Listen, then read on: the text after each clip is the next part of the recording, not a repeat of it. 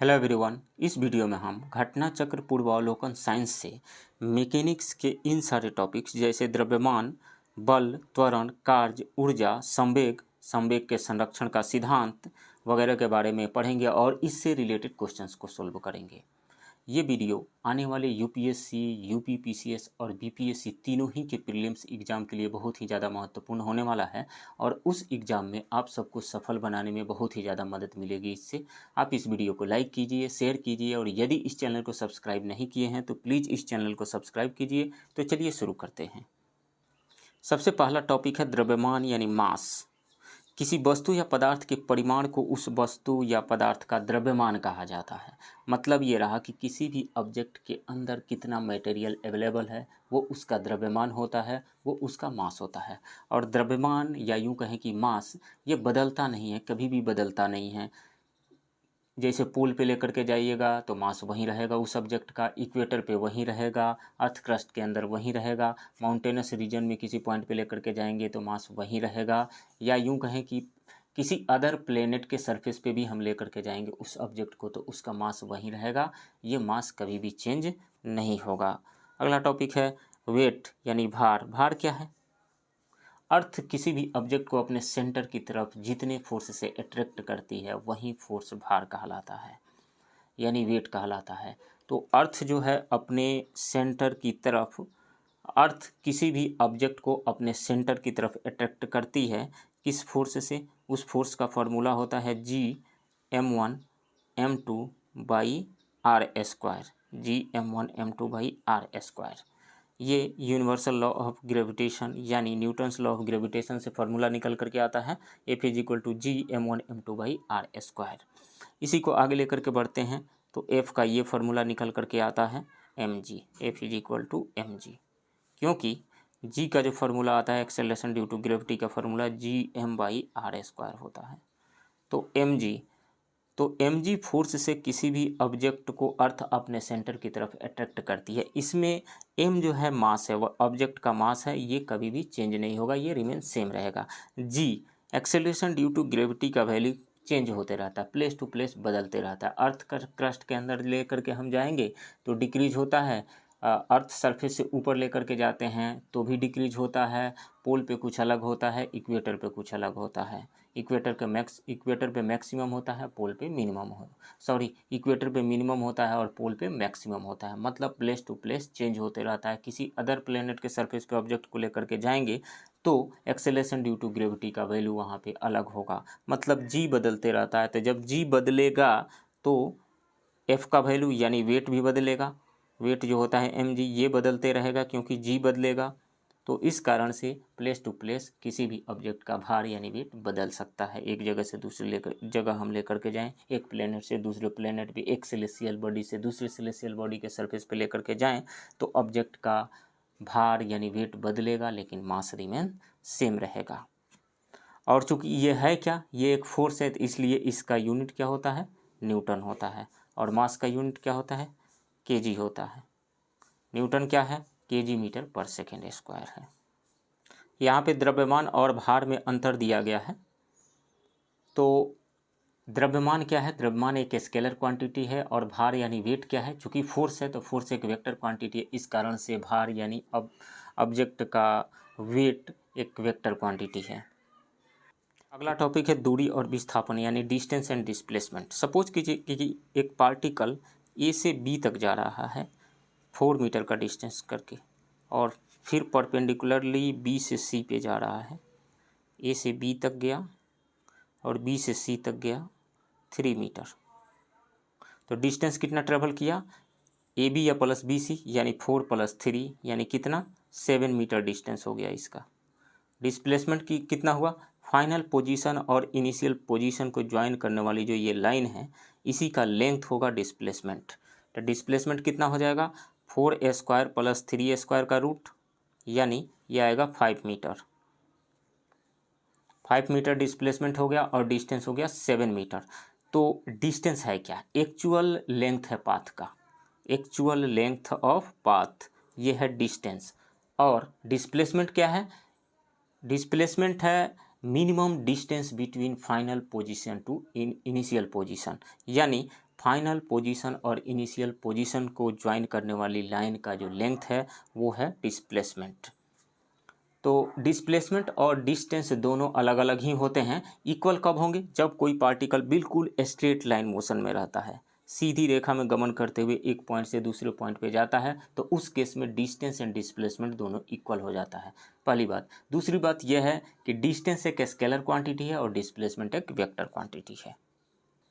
तीसरी बात यह है कि डिस्टेंस हमेशा पॉजिटिव होगा लेकिन डिस्प्लेसमेंट नेगेटिव हो सकता है। मान लीजिए कोई नेगेटिव एक्स डायरेक्शन में ट्रेवल कर रहा हो कोई पार्टिकल, या फिर नेगेटिव वाई डायरेक्शन में ट्रेवल कर रहा हो, तो उस केस में डिस्प्लेसमेंट नेगेटिव हो सकता है लेकिन डिस्टेंस हमेशा पॉजिटिव ही होगा।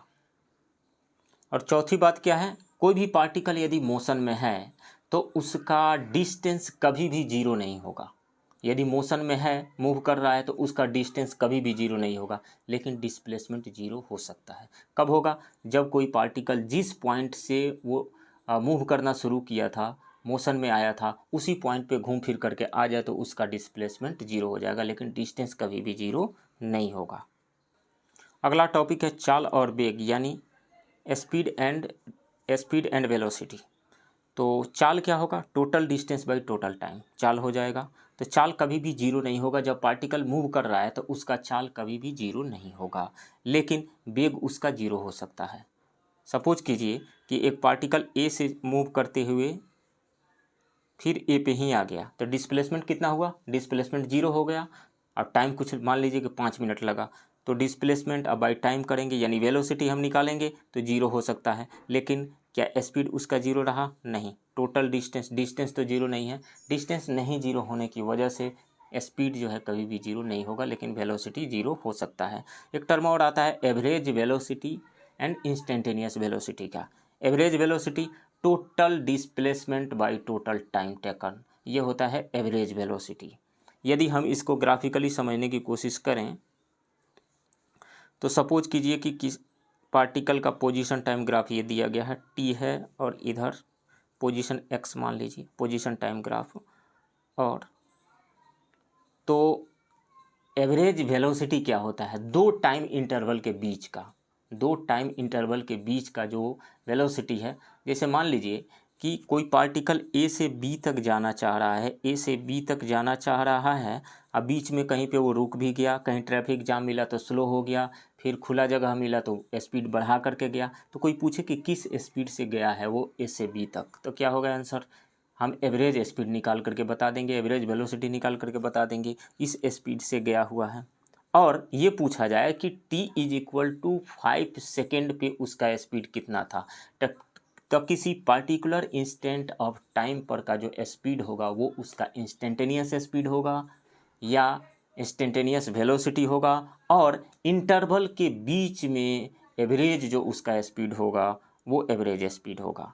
तो एवरेज स्पीड टाइम इंटरवल के बीच में आता है, और वेलोसिटी इंस्टेंटेनियस वेलोसिटी या फिर इंस्टेंटेनियस स्पीड किसी पार्टिकुलर इंस्टेंट ऑफ टाइम पे आता है। तो इस तरीक़ा से एवरेज स्पीड या एवरेज वेलोसिटी क्या आता है?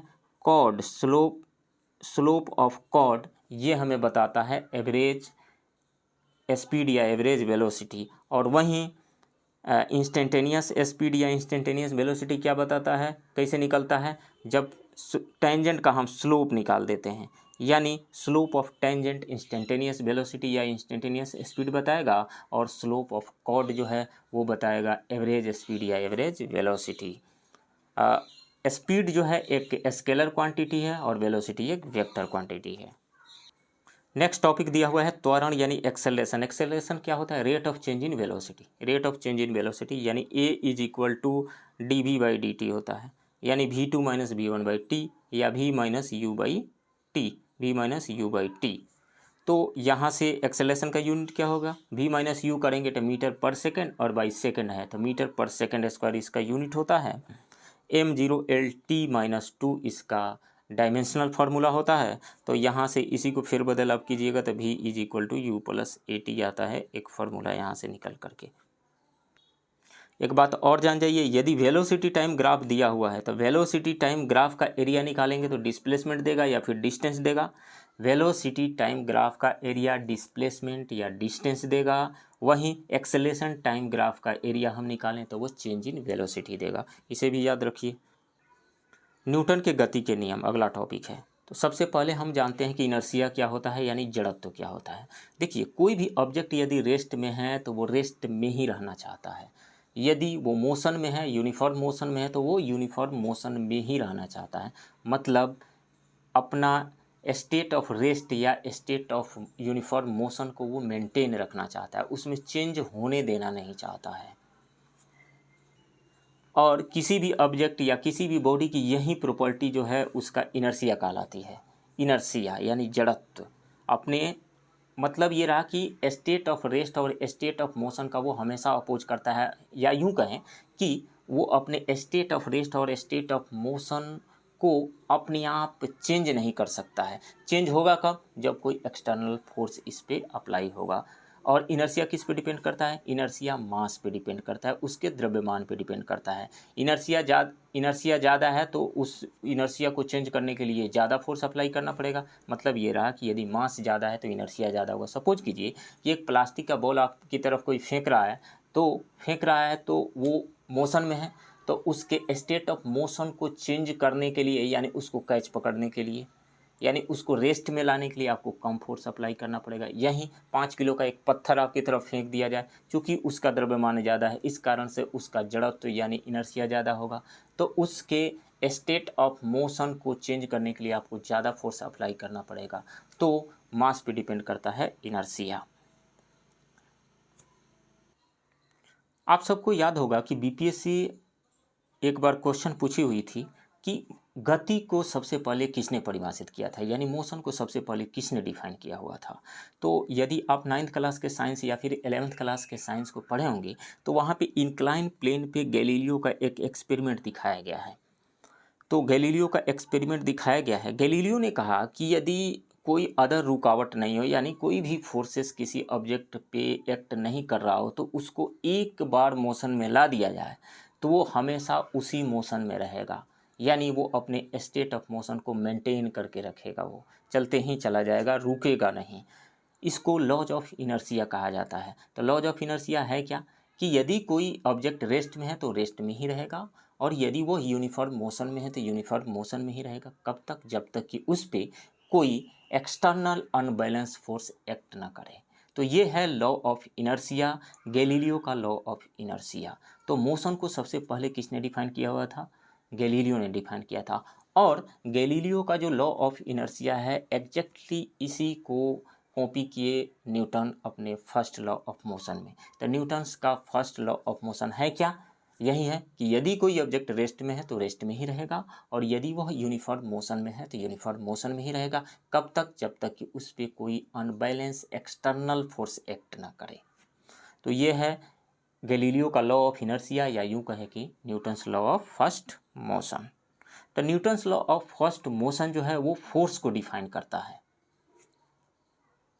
तो Newton's first law of motion से दो चीज़ें क्लियर हो जाती है। एक तो ये फोर्स को डिफाइन करता है, दूसरी बात यह है कि ये लॉ ऑफ इनर्शिया है। अब न्यूटन का second law of motion, Newton के गति का द्वितीय नियम। इससे पहले हम जानते हैं कि लीनियर मोमेंटम क्या होता है। तो लीनियर मोमेंटम को P से दिखाते हैं, और P is equal to mv होता है। मतलब मास और वेलोसिटी का कंबाइंड इफेक्ट होता है लीनियर मोमेंटम, मास और वेलोसिटी का प्रोडक्ट होता है। तो लीनियर मोमेंटम एक वेक्टर क्वांटिटी है, क्योंकि वेलोसिटी एक वेक्टर क्वांटिटी है, और लीनियर मोमेंटम का डायरेक्शन वही होता है जो वेलोसिटी का डायरेक्शन होता है। तो इसका यूनिट क्या होगा? यूनिट होगा m का kg और v का मीटर पर सेकेंड। तो इसका डायमेंशनल फार्मूला क्या होगा? m/l(t)-1 होगा डायमेंशनल फार्मूला इसका। तो यह है लीनियर मोमेंटम। मतलब ये रहा कि मास और वेलोसिटी का कंबाइंड इफेक्ट है लीनियर मोमेंटम। तो अब न्यूटन का सेकंड लॉ ऑफ मोशन क्या कहता है?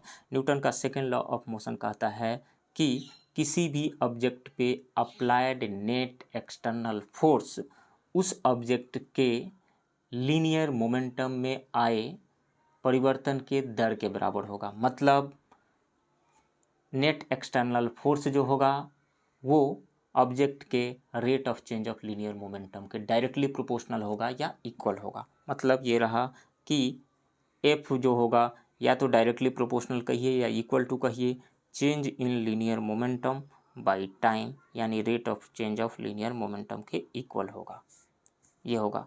इसी को जब आप आगे लेकर के बढ़ते हैं, एफ इज इक्वल टू आप लिख सकते हैं delta p by delta t, delta p by delta t. Delta p को क्या लिख सकते हैं, m v two minus m v one, ये लिखा जा सकता है बाई डेल्टा टी। एम को बाहर हम निकालेंगे तो v two minus v one by delta t आएगा, और v two minus v one by delta t क्या होता है, यानी final velocity minus initial velocity by time, यानी rate of change in velocity. ये क्या है, ये एक्सेलरेशन है, तो m is equal to a होगा।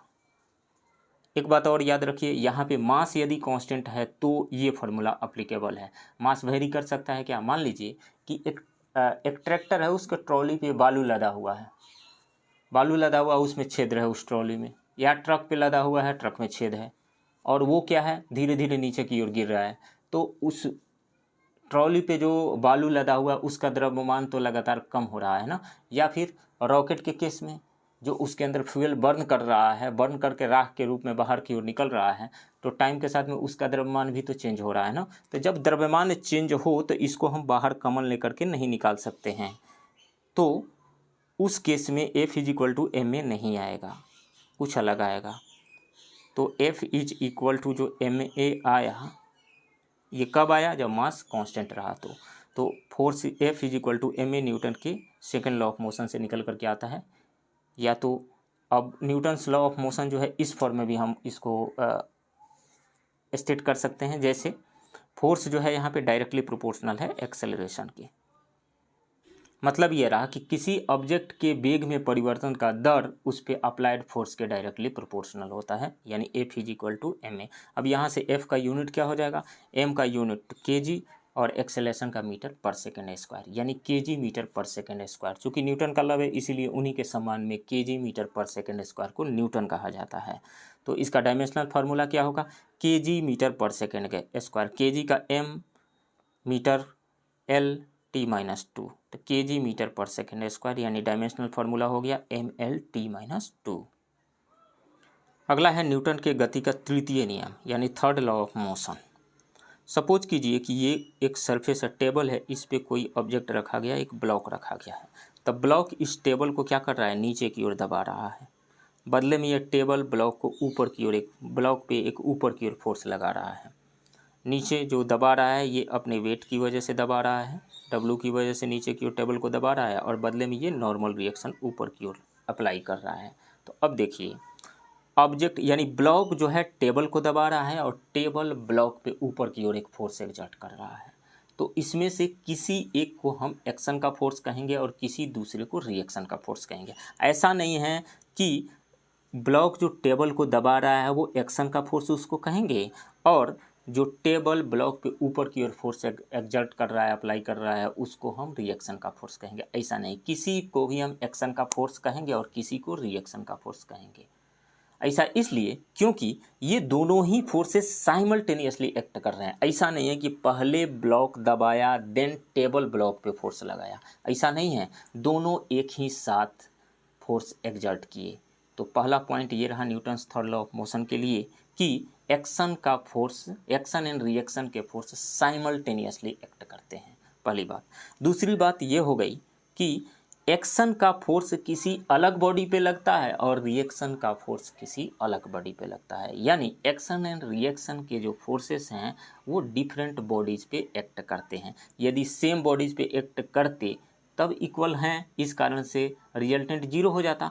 तो रिजल्टेंट जीरो नहीं होता है क्योंकि एक्शन एंड रिएक्शन के फोर्सेस अलग अलग बॉडीज पे एक्ट करते हैं। तो न्यूटन का थर्ड लॉ ऑफ मोशन क्या कहता है, there is an equal and opposite reaction for every action. मतलब there will be equal and opposite reaction for every action. मतलब ये रहा कि एक ऑब्जेक्ट किसी दूसरे ऑब्जेक्ट पे जितना फोर्स एक्सर्ट करता है, दूसरा ऑब्जेक्ट भी पहले ऑब्जेक्ट पे उतना ही equal and opposite force exert करता है। तो ये है न्यूटन का थर्ड लॉ ऑफ मोशन। फिर मैं इसको रिपीट करता हूँ, दो बातें यहाँ से क्लियर हैं। एक्शन एंड रिएक्शन के फोर्स साइमल्टेनियसली एक्ट करते हैं, किसी को हम एक्शन और किसी को रिएक्शन का फोर्स कहते हैं, कोई पहले और कोई बाद में नहीं लगता है, दोनों एक ही साथ लगते हैं। दूसरी बात, एक्शन एंड रिएक्शन के फोर्सेस अलग अलग बॉडीज़ पे एक्ट करते हैं, इस कारण से रिजल्टेंट जीरो नहीं होता है। तीसरी बात यह है कि एक्शन एंड रिएक्शंस के फोर्सेस मैग्नीट्यूड में इक्वल, लेकिन इनका डायरेक्शन अपोजिट होता है। नेक्स्ट टॉपिक है कार्य यानी वर्क।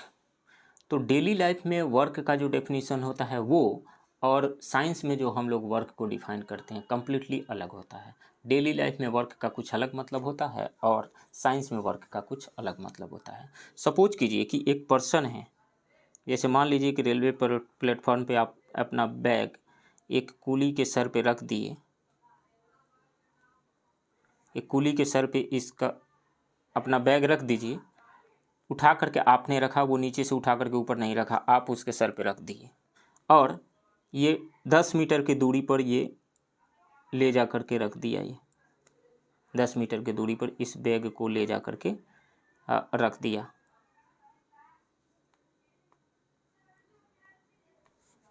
और इसके सर पर से फिर आपने उतारा, तो इस बैग पे इसका सर ऊपर की ओर फोर्स लगा रहा है, इसके हेड के द्वारा इस बैग पे ऊपर की ओर फोर्स लगाया जा रहा है और ये डिस्प्लेस हुआ राइट डायरेक्शन में, यहाँ 10 मीटर डिस्प्लेस करके लाया, तो फोर्स ऊपर की ओर लग रहा है और डिस्प्लेसमेंट जस्ट परपेंडिकुलरली आगे की तरफ हो रहा है। तो इस केस में यदि फिजिक्स के लैंग्वेज में हम बात करें तो कोई भी वर्क डन नहीं होगा, क्योंकि वर्क का डेफिनेशन जो होता है, work done is equal to dot product of force and displacement, F dot S होता है, या यूं कहें कि एफ एस कॉस थीटा होता है, एफ एस कॉस थीटा। तो यहाँ पे थीटा 90 डिग्री है, फोर्स ऊपर की ओर लग रहा है, डिस्प्लेसमेंट आगे की तरफ हो रहा है 90 डिग्री, तो जो ही कॉस 90 रखेंगे जीरो हो जाएगा, यानी कोई भी वर्क डन यहाँ नहीं हुआ। क्या कुली ने कोई भी वर्क नहीं किया? हाँ, डेली लाइफ में जो हम लोग वर्क का मतलब समझते हैं उसके अनुसार ये वर्क किया, लेकिन फिजिक्स के लैंग्वेज में ये कोई भी वर्क नहीं किया।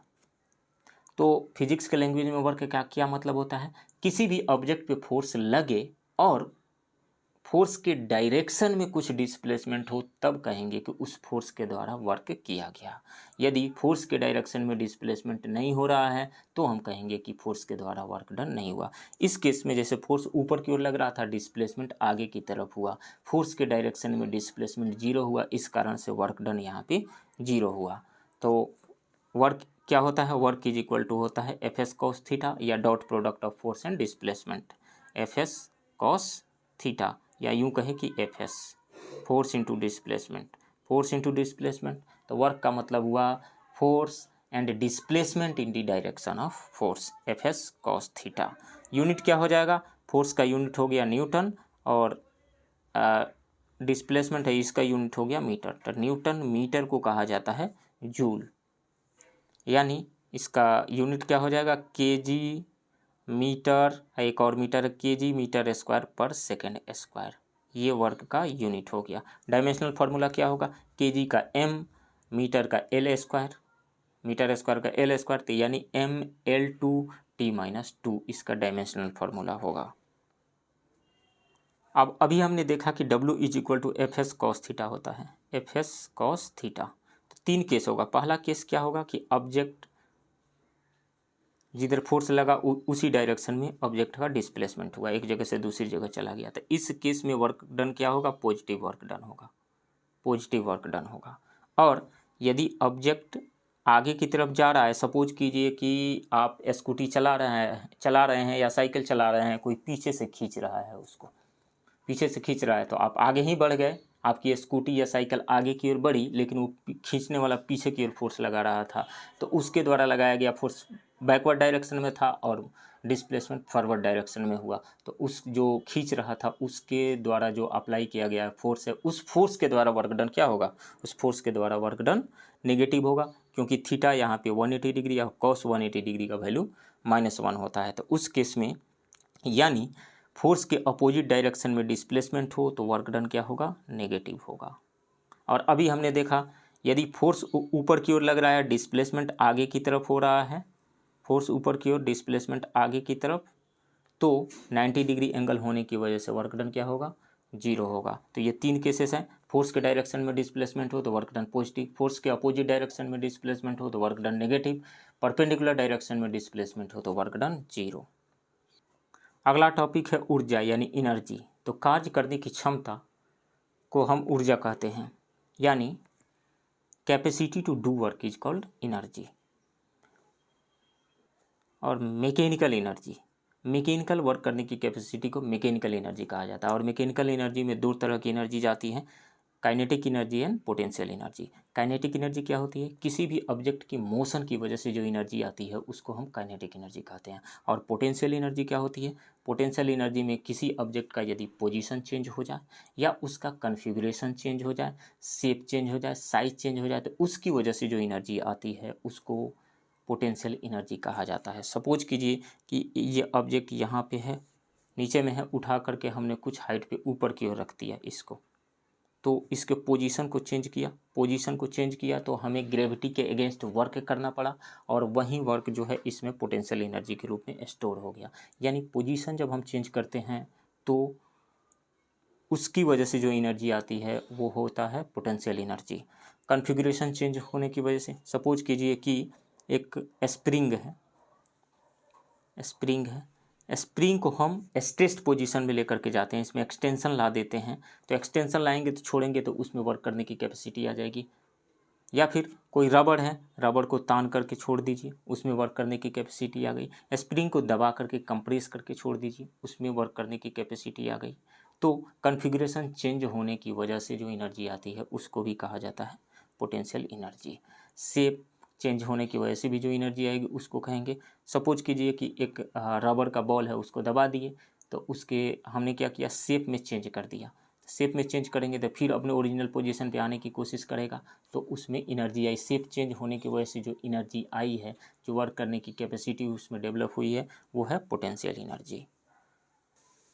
किसी भी तरह की एनर्जी हो, चाहे वो गतिज ऊर्जा हो या स्थितिज ऊर्जा हो, यानी काइनेटिक एनर्जी हो, पोटेंशियल एनर्जी हो, इलेक्ट्रिकल एनर्जी हो, मैग्नेटिक एनर्जी हो, किसी भी तरह की साउंड एनर्जी हो, किसी भी तरह की एनर्जी हो, उसका यूनिट वही होता है जो वर्क का यूनिट होता है।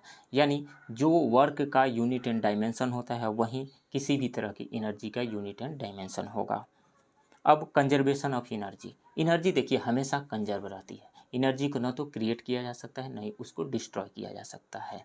तो एनर्जी हमेशा कंजर्व रहती है, यानी कंजर्वेशन ऑफ एनर्जी का प्रिंसिपल हर जगह लागू होता है। लेकिन मैकेनिकल एनर्जी हमेशा कंजर्व नहीं रहती है। तो अब क्वेश्चन ये उठता है कि मैकेनिकल एनर्जी कब कंजर्व रहती है।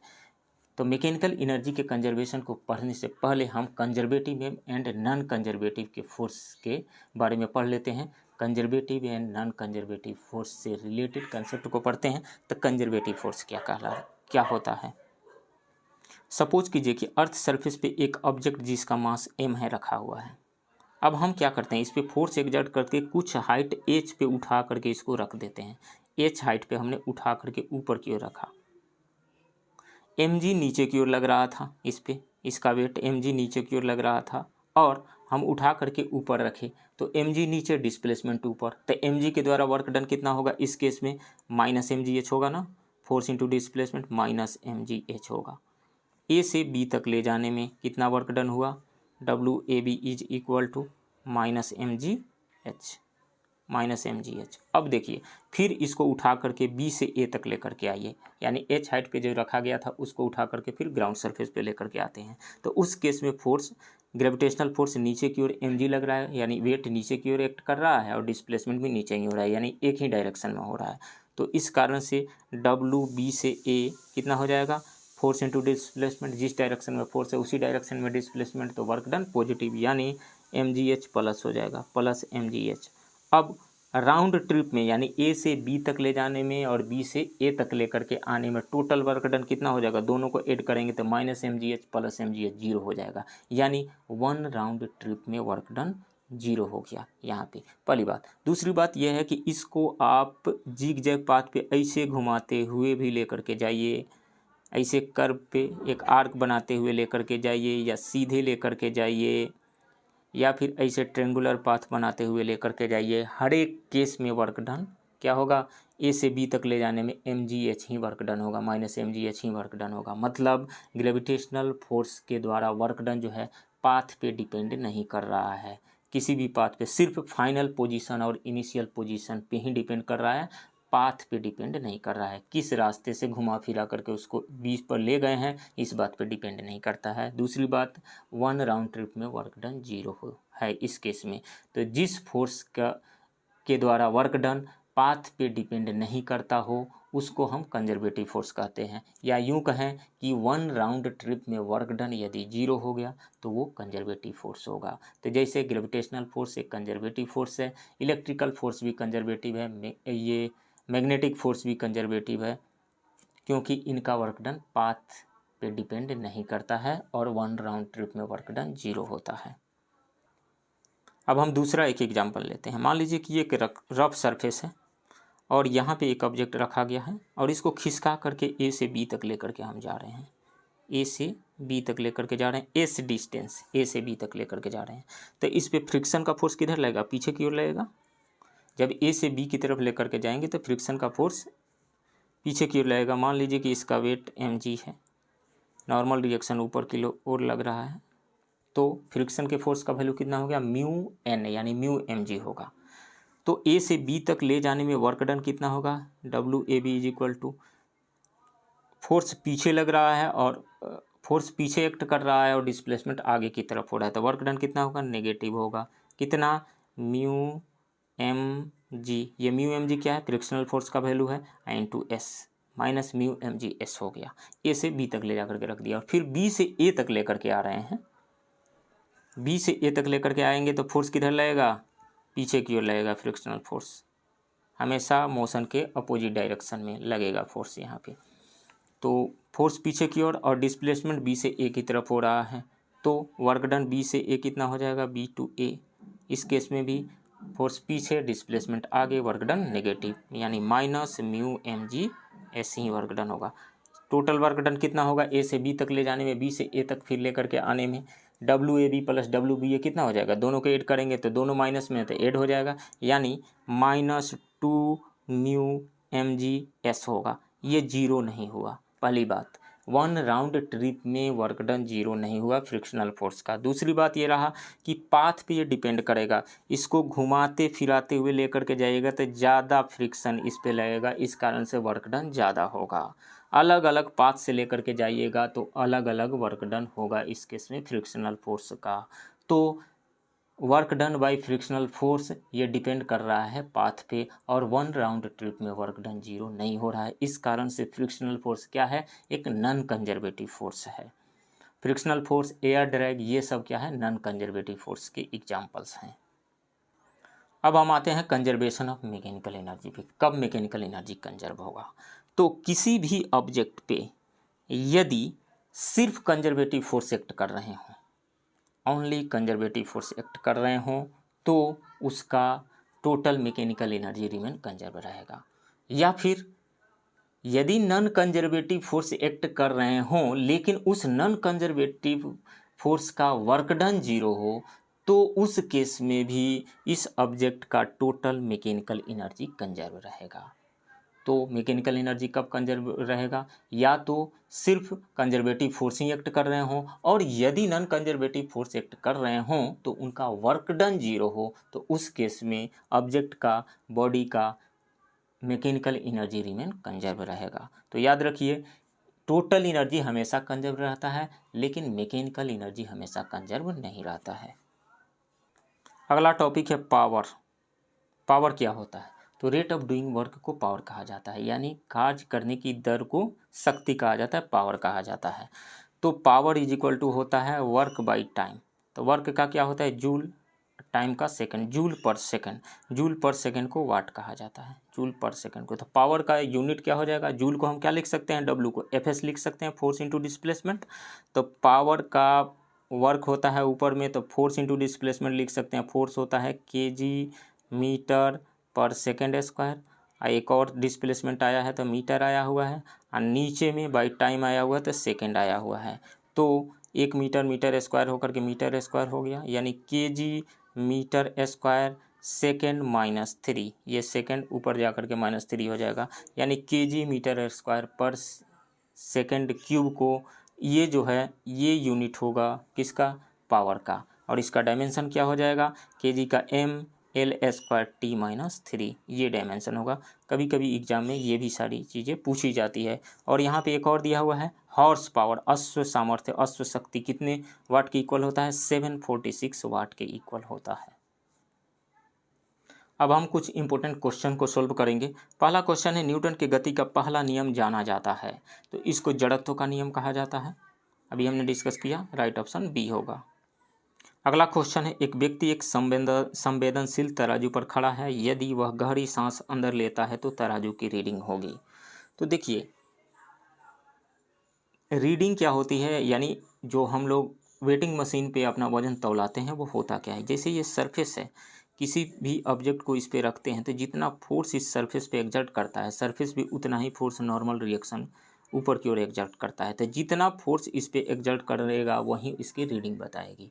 तो अब कोई पर्सन जो है संवेदनशील यानी सेंसिटिव तराजू पे खड़ा है, मतलब थोड़ा सा भी मास यदि चेंज होता है तो तराजू उसको डिटेक्ट कर लेगा, ऐसे तराजू पे वो खड़ा है। तो यदि वो इनहेल करता है, सांस अपने अंदर लेता है, तो वायु उसके अंदर जा रही है, तो वायु उसके अंदर जा रही है तो उसके शरीर, वायु सहित उसके शरीर का मास थोड़ा सा तो इंक्रीज कर रहा है ना, क्योंकि यदि 1 लीटर वायु है तो उसका मास 1.22 ग्राम होता है, तो थोड़ा सा तो इंक्रीज किया ना, और चूंकि तराजू सेंसिटिव है इस कारण से उसको भी डिटेक्ट कर लेगा, तो मास थोड़ा सा इंक्रीज किया तो वेट जो होता है mg होता है। तो मास जब इंक्रीज हुआ, थोड़ा सा ही इंक्रीज किया तो उसका वेट भी इंक्रीज कर जाएगा, तो बढ़ेगी रीडिंग, क्या होगा, तराजू की रीडिंग बढ़ेगा। सो राइट ऑप्शन ए होगा। नेक्स्ट क्वेश्चन, वायु शक्ति यानी विंड पावर में ऊर्जा का कौन सा रूप विद्युत ऊर्जा में परिवर्तित होता है।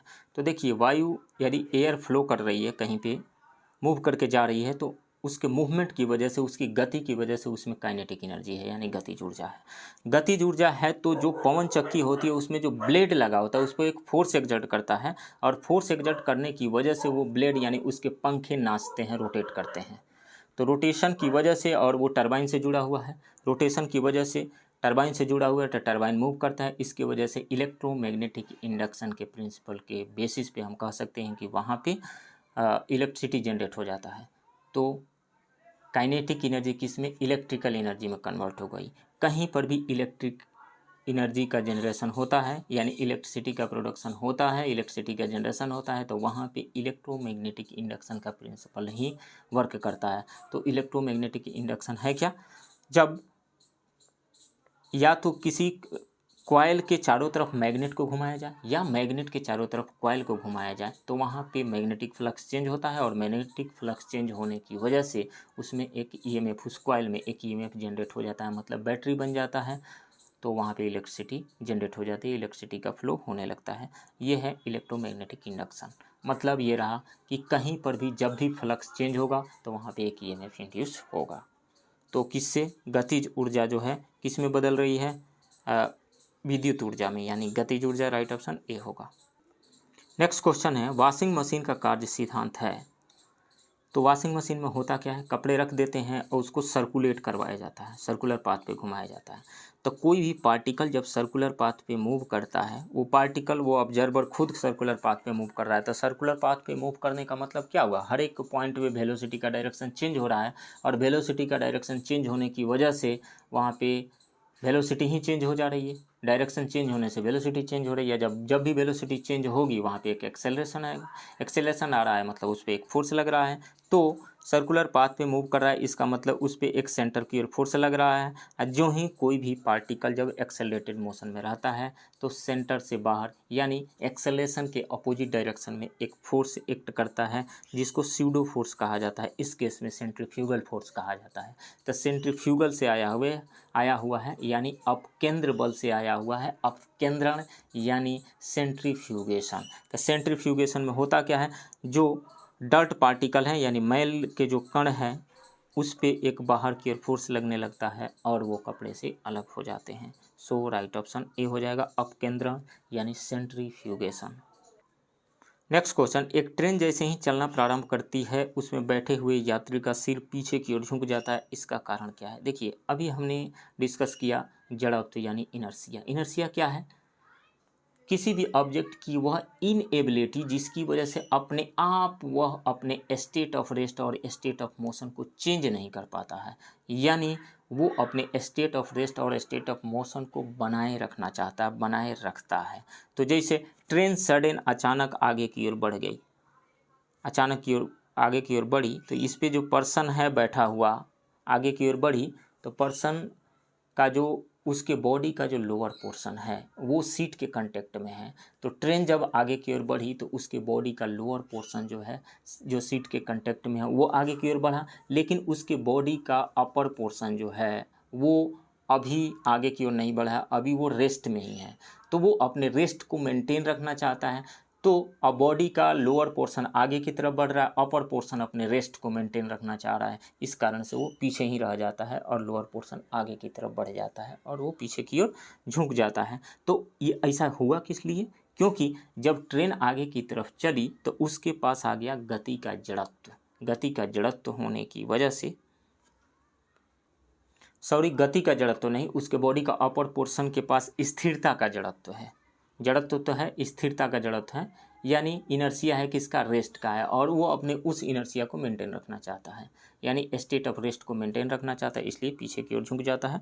तो स्थिरता का जड़त्व है उसके पास, राइट ऑप्शन ए होगा, गति का जड़त्व नहीं। नेक्स्ट क्वेश्चन है कथन ए, एक पूर्णतः घर्षणहीन पृष्ठ यानी कंप्लीटली फ्रिक्शनलेस सरफेस पर खड़ा एक व्यक्ति सीटी बजाने से अपने को गति में ला सकता है। रीजन है, यदि किसी तंत्र पर कोई बाह्य बल क्रियाशील नहीं हो तो उसका संवेग h परिवर्तित नहीं हो सकता है। तो इस क्वेश्चन को सोल्व करने से पहले हम पढ़ते हैं कंजर्वेशन ऑफ लीनियर मोमेंटम का principle of conservation of linear momentum. तो देखिए, किसी भी ऑब्जेक्ट पे यदि नेट एक्सटर्नल फोर्स कोई वर्क एक्ट नहीं कर रहा हो, यानी नेट एक्सटर्नल फोर्स 0 हो, तो इस ऑब्जेक्ट का total linear momentum remain conserve रहता है।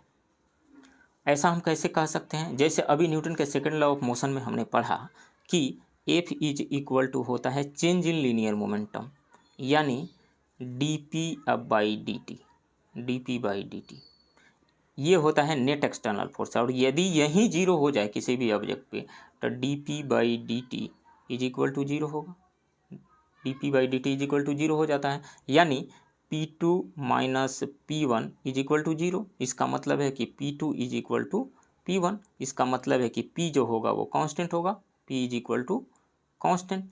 तो जब नेट एक्सटर्नल फोर्स किसी भी ऑब्जेक्ट पे या सिस्टम पे 0 रहता है तो उस केस में उस सिस्टम का या उस ऑब्जेक्ट का या उस बॉडी का total linear momentum remain conserve रहता है। मैं इसका एग्जांपल देता हूँ। रॉकेट के केस में, रॉकेट के अंदर जो फ्यूल बर्न होता है तो वेस्ट मटेरियल पीछे की ओर तेज़ी के साथ निकलता है। तो तेज़ी के साथ निकल रहा है तो उस पे एक पीछे की ओर लीनियर मोमेंटम है, चूँकि वो एक दूसरे पे जो वेस्ट मटेरियल और रॉकेट के जो पार्ट्स है एक दूसरे पे जो फोर्स एग्जर्ट कर रहे हैं वो उनका इंटरनल फोर्स है। जब हम सिस्टम मान लिए तो वो इंटरनल फोर्स हो गया, एक्सटर्नल कोई फोर्स एक्ट नहीं कर रहा है, हॉरिजॉन्टल डायरेक्शन में कोई एक्सटर्नल फोर्स एक्ट नहीं कर रहा है। तो जब वेस्ट मटेरियल पीछे की ओर निकल रहा है तो पीछे की ओर उसके पास एक लीनियर मोमेंटम है। तो लीनियर मोमेंटम पहले क्या था? 0 था। तो लीनियर मोमेंटम कंजर्व कराने के लिए रॉकेट में आगे की तरफ एक मोमेंटम होगा, तब जाकर के टोटल लीनियर मोमेंटम कंजर्व रहेगा। तो वेस्ट मटेरियल जब पीछे की ओर आता है तो लीनियर मोमेंटम कंजर्व कराने के लिए रॉकेट आगे की ओर बढ़ता है, पहला एग्जाम्पल। दूसरा एग्जाम्पल ये है कि कोई गन है, मान लीजिए रिकॉइलिंग ऑफ गन हम ले सकते हैं इसका एग्जाम्पल। तो इसमें जो बुलेट भरा हुआ है, बुलेट और गन को मिलाकर के हम एक सिस्टम मान सकते हैं। तो गन के इंटरनल मैकेनिज्म की वजह से बुलेट पे एक फोर्स लगता है तो वो उसका इंटरनल फोर्स हो गया, एक्सटर्नल कोई फोर्स हॉरिजॉन्टल डायरेक्शन में नहीं लग रहा है। तो बुलेट आगे की तरफ जा रहा है, बुलेट आगे की तरफ जा रहा है तो मतलब इस पे आगे की ओर एक लीनियर मोमेंटम है। पहले सिस्टम जो है रेस्ट में था तो 0 लीनियर मोमेंटम था, बुलेट पे आगे की तरफ एक लीनियर मोमेंटम है। तो लीनियर मोमेंटम को कंजर्व कराने के लिए गन पे एक पीछे की ओर लीनियर मोमेंटम होगा ना, इस कारण से गन पीछे की तरफ मूव करेगा, यानी इसका रिकॉइल होगा, इसको रिकॉइलिंग ऑफ गन कहा जाता है। तो इस केस में जो हमारे पास एग्जाम्पल आता है जैसे बुलेट आगे की तरफ जा रहा था, गन पीछे की तरफ आएगा। पहले लीनियर मोमेंटम टोटल 0 था, अब mass of gun into velocity of gun plus mass of bullet into velocity of bullet, ये हो गया। टोटल लीनियर मोमेंटम 0 होना चाहिए, तो यहाँ से वेलोसिटी ऑफ गन हम निकाल सकते हैं। वेलोसिटी ऑफ गन कितना होगा, minus mass of bullet into velocity of bullet by mass of gun. तो इस फार्मूला से हम रिकॉइल स्पीड ऑफ गन निकाल सकते हैं। तीसरा एग्जांपल हम ले सकते हैं। सपोज कीजिए कि नदी के किनारे एक छोटी सी नाव आकर के लगती है, उस पर एक पर्सन है और उस नाव से अब जंप करके किनारे पे आना चाह रहा है। तो किनारे पे जब आएगा तो चूँकि नाव और उस पर्सन के मिला करके एक सिस्टम बना हुआ था, तो जब आगे की ओर जंप करेगा तो आगे की तरफ पर्सन के पास एक लीनियर मोमेंटम आ गया। अब पहले लीनियर मोमेंटम कितना था, 0 था। तो लीनियर मोमेंटम 0 था और पर्सन के पास आगे की तरफ लीनियर मोमेंटम हो गया, तो नाव को पीछे जाना होगा ताकि दोनों को मिला करके लीनियर मोमेंटम 0 हो जाए। तो लीनियर मोमेंटम कंजर्व कराने के लिए नाव पीछे की ओर जाएगी। अब आते हैं इस क्वेश्चन पे। ये क्वेश्चन कह रहा है कि एक पूर्णतः घर्षणहीन पृष्ठ यानी कंप्लीटली फ्रिक्शनलेस सरफेस पर खड़ा एक व्यक्ति सीटी बजाने से अपने आप को गति में ला सकता है। देखिए, हम किसी भी सरफेस पे तब चल पाते हैं जब उस पर फ्रिक्शन रहता है। फ्रिक्शन रहता है तो फ्रिक्शन में हम तिरछा धरती को दबाते हैं, सरफेस को दबाते हैं। तिरछा दबाते हैं तो फ्रिक्शन होने की वजह से एक तिरछा ही ऊपर की ओर, जैसे मान लीजिए कि हमारा पैर जो है ये तिरछा ज़मीन को इस तरीक़े से दबाया तिरछा, तो बदले में ज़मीन हमारे पैर पे एक ऊपर की ओर नॉर्मल रिएक्शन एग्जर्ट किया, एक रिएक्शन का फोर्स एग्जर्ट किया। रिएक्शन का फोर्स एग्जर्ट किया तो इसके दो कंपोनेंट, एक आगे की तरफ जो कंपोनेंट आएगा और एक ऊपर की ओर कंपोनेंट आएगा। इसका जो ये रिएक्शन आ रहा है, इसका एक कंपोनेंट हॉरिजॉन्टल डायरेक्शन में, एक कंपोनेंट वर्टिकल डायरेक्शन में। तो वर्टिकल डायरेक्शन वाला कंपोनेंट जो हमारे बॉडी के वेट को बैलेंस करता है और हॉरिजॉन्टल डायरेक्शन वाला जो कंपोनेंट है हमें आगे बढ़ाने में हेल्प करता है। हम आगे बढ़ जाते हैं और यदि फ्रिक्शन नहीं होता तो ये रिएक्शन नहीं लगता और हम आगे की तरफ नहीं बढ़ पाते। अब आइए, ये तो सरफेस फ्रिक्शन वाला सरफेस था, रफ सरफेस था। अब फ्रिक्शन लेस कोई सरफेस है तो ऐसा तो कुछ होगा नहीं। तो फ्रिक्शन लेस सरफेस में यदि मान लीजिए सीटी कोई बजा रहा है, सीटी बजा रहा है तो मतलब अपने अंदर से हवा की फूंक मार रहा है, तेज़ी के साथ आगे की तरफ एक फूंक मार रहा है। तो फूंक मार रहा है मतलब अपने बॉडी से हवा को निकाल करके आगे की तरफ एक लीनियर मोमेंटम दे रहा है। वो लीनियर मोमेंटम दे रहा है तो चूंकि वो रेस्ट में खड़ा था तो टोटल लीनियर मोमेंटम 0 है ना। अब हवा को फूंक करके आगे की तरफ कुछ लीनियर मोमेंटम दे दिया तो लीनियर मोमेंटम कंजर्व कराने के लिए उसका बॉडी पीछे की ओर मूव करेगा, तो अपने आप को वो गति में ला सकता है सीटी बजा करके। तो स्टेटमेंट बिल्कुल सही है। और रीजन क्या कह रहा है, रीजन कह रहा है कि यदि किसी तंत्र पर कोई बाह्य बल क्रियाशील नहीं है तो उसका संवेग h परिवर्तित नहीं हो सकता है। बिल्कुल, यदि किसी भी सिस्टम पे नेट एक्सटर्नल फोर्स नहीं लग रहा हो, कोई फोर्स एक्सटर्नल फोर्स नहीं लग रहा हो, यदि किसी तंत्र पर कोई बाह्य बल क्रियाशील नहीं है तो उसका संवेग परिवर्तित नहीं हो सकता है। बिल्कुल सही कह रहा है। यदि एक्सटर्नल फोर्स एक्ट कर ही नहीं रहा है तो उसका लीनियर मोमेंटम रिमेन कंजर्व रहेगा, मतलब लीनियर मोमेंटम चेंज नहीं होगा। और इसमें कौन सा प्रिंसिपल वर्क किया था, कंजर्वेशन ऑफ लीनियर मोमेंटम की वजह से ही तो आगे सीटी बजा करके पीछे की ओर बॉडी को मूव करवा लिया था। तो ये प्रिंसिपल ही यहाँ पे अप्लीकेबल हो रहा है। तो रीजन भी सही है और रीजन जो है असर्शन का करेक्टली एक्सप्लेन भी कर रहा है। तो अब ऑप्शन को पढ़ते हैं। ए और आर दोनों सही है और आर ए का सही स्पष्टीकरण है। बिल्कुल सही स्पष्टीकरण भी कर रहा है, सो राइट ऑप्शन ए होगा यहाँ पे। तो फ्रेंड्स, ये रहा घटना चक्र पूर्वावलोकन साइंस से कुछ इंपॉर्टेंट थ्योरेटिकल कंसेप्ट और कुछ इंपॉर्टेंट क्वेश्चन का डिस्कशन। आप बने रहिए इस चैनल के साथ। मिलते हैं किसी दूसरे वीडियो में, तब तक के लिए थैंक यू वेरी मच।